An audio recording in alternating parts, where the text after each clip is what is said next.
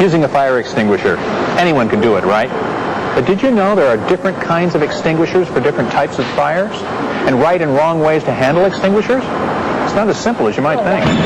If you've just joined us here at the Industrial Olympics, the fire extinguisher relays are about to begin.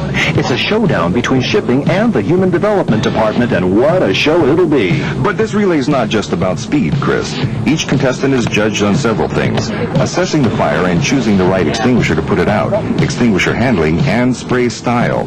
Looks like they're getting ready to start. That's right, Jim. The green team is looking cool, calm, and collected, very confident, while the blue team, always extra careful, is checking out the extinguishers, looking them over to make sure they're fully charged and recently inspected. Are you ready, blue team? Green team, are you ready?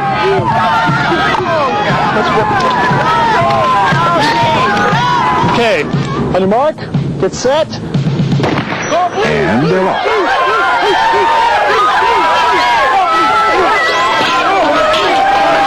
And it's an excellent approach from the blue team. That's the team captain, and she's making short work of that fire. Look at that spraying technique. Oh, but the green team is having trouble. I don't think they chose the right fire extinguisher at all. And they're having a lot of trouble handling the extinguisher. That's a decisive win for the blue team, and what a beautiful sight that was, Jim. Not cool at all. What happened? Well, there were plenty of movies here. Why didn't you just grab one of them? There's 5 of them. I don't know which one of you. Grab any of them. You could have... Let's take another look, Chris. You can see her immediately assessing the fire. She sees that the burning materials are ordinary combustibles, like wood, paper, rubber, or cloth. So she knows a solution with a lot of water is going to be the best choice for this fire.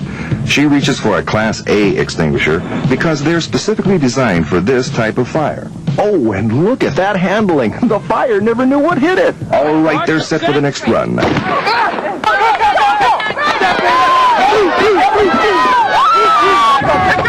The green team has a great approach, and they've chosen the right extinguisher. But the execution is all wrong. The blue team is in great form, though. In fact, they have their fire under control already. It's a disappointing loss for the green team. They've just got to pull it together if they're going to recover from this pitiful start here today. Chris, it's been a sorry sight, and you can see right here what went wrong. She did make a good approach. She saw it was an electrical fire and chose the Class C extinguisher.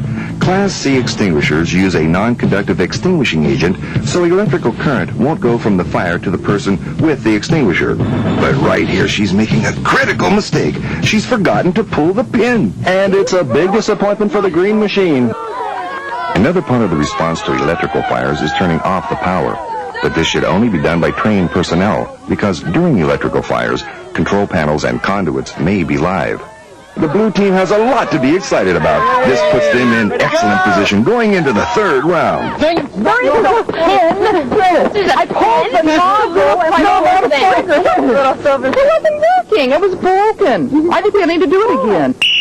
These are two strong contenders stepping up to the line. This is certainly the green team's most experienced player.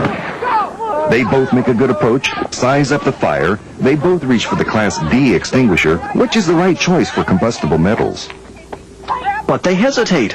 The blue player looks confused. He's not sure what to do, and he's losing precious seconds in this race. Neither of the players is making any attempt to put out the fire, and the player from the green machine is already headed back to the starting line.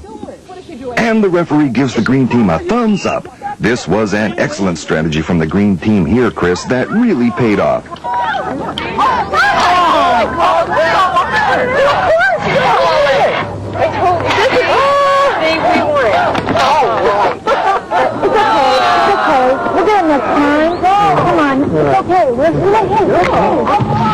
Look at this thoughtful approach. She looks at the extinguishers, finds the Class D extinguisher, realizes she doesn't know enough about the specific types of metal in the fire, and she doesn't know if the agent in the extinguisher is the right one for those particular metals. She immediately calls for emergency assistance.